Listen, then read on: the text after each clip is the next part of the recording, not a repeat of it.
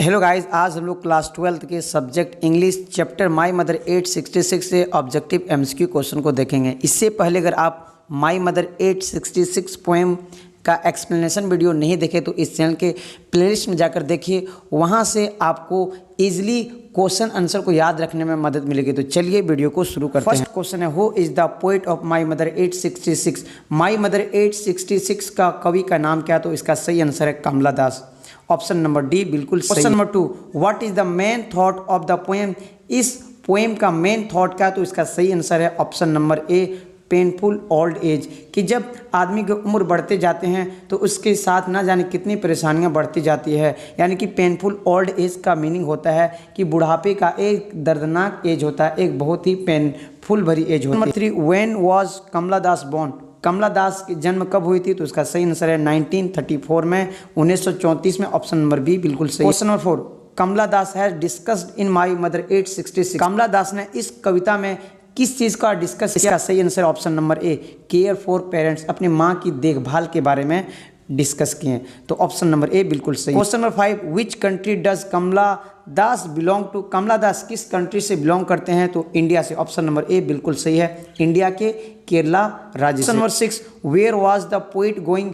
Poet कहाँ जा रहे थे? तो इसका सही answer option number C, Kochi airport. Question number 7, who is the driving the car in my mother 866। Car को किसने चला रही थी? तो इसका सही आंसर है Kamala Das. Question number 8, who is the sitting with the poet in my mother 866। Poet के बगल में कौन बैठी थी? पोइट के साथ कौन बैठी थी? इसका सही आंसर है option number A, her mother. उसकी माँ उसके बगल में बैठी। Question number 9, what was the day of going to the airport in my mother 866। Poet किस दिन जा रहे थे एयरपोर्ट? तो इसका सही आंसर है फ्राइडे। ऑप्शन नंबर डी बिल्कुल। Question number 10, was the poet worried about her mother in my mother 866। क्या सचमुच इस कविता में पोइट को दुख हो रही है अपनी माँ को लेकर? तो इसका सही आंसर है option number A, yes. Question number 11, why did the poet look outside in my mother 866। Poet अपनी माँ की तरफ देखते हैं तो अपने चेहरे को फिर क्यों घुमा लेते हैं, क्यों फेर लेते हैं? तो इसका सही आंसर है both A and B, covered attention from old age और ऑप्शन नंबर बी, चिल्ड्रन। वो अपने अटेंशन को हटा लेते हैं अपनी माँ को, क्योंकि देखते तो उसको आंख में आंसू आने लगते हैं, जिस कारण से अपने चेहरे को आउटसाइड विंडो की तरफ देखने। जो ऑप्शन नंबर डी बिल्कुल सही। Question number 12, she soon put that thought out of her mind and. जल्द ही यह थॉट निकाल दिया। तो इसका सही answer option number D, looked out of the window.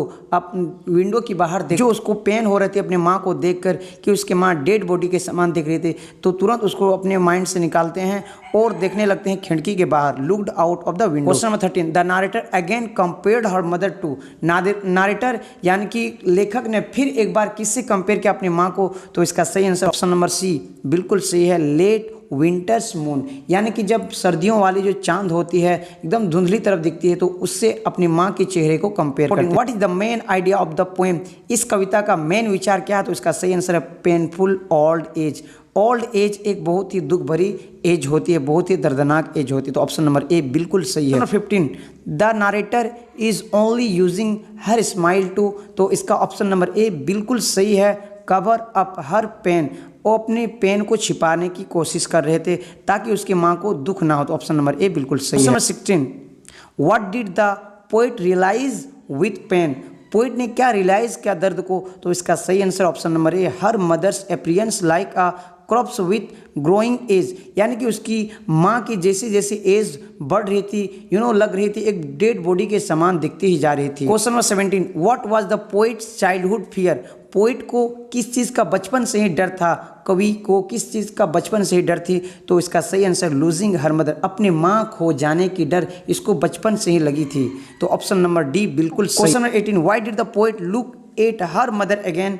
इसका सही answer option number D, because of fear and insecurity. अपनी माँ की खो जाने के डर और इनसिक्योरिटी का फील कर रही थी, इसलिए दोबारा देखती है। Question number 19, whose house the poet was living. किसके घर छोड़ के जा रहे थे? तो इसका सही answer her parents house. Number D बिल्कुल सही है। What were the words used while parting from her mother. जब पोइट जा रहे थे तो अपनी माँ की ओर देखते हुए क्या बोलती है? लास्ट वर्ड क्या बोलती है? तो इसका सही आंसर है सी यू सुन अम्मा।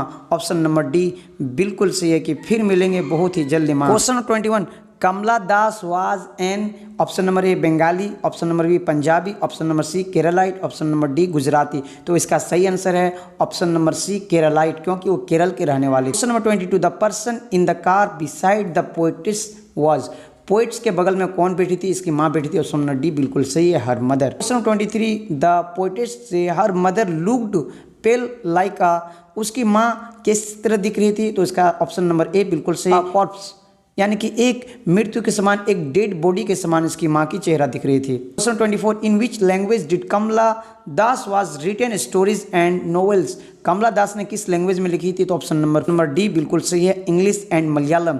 इंग्लिश एंड मलयालम, वो केरल के रहने वाली थी और केरल की लैंग्वेज मलयालम है, मलयालम और इंग्लिश में लिखी गई। 25, what is the university of the poem subject matter, इस पोएम का सब्जेक्ट मैटर क्या?